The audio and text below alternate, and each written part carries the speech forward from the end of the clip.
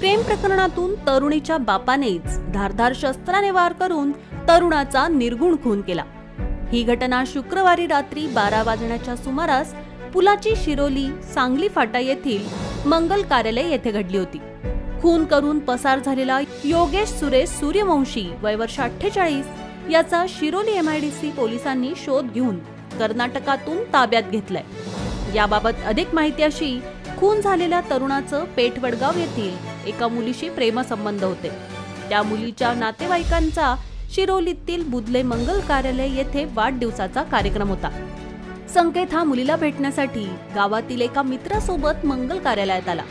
याबाबत मुलीच्या नातेवाईकांना कळाल्यावर संकेत व नातेवाईक यांच्यात वाद झाला। या वादातून मुलीच्या वडिलांनी त्याच्यावर धारदार शस्त्राने हल्ला करून त्याला ठार मारलं।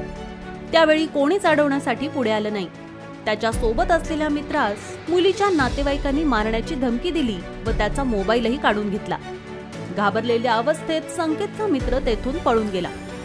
संकेतचे नातेवाईक घटनास्थळी येईपर्यंत संकेत रक्ताच्या थारोळ्यात तिथेच पडला होता।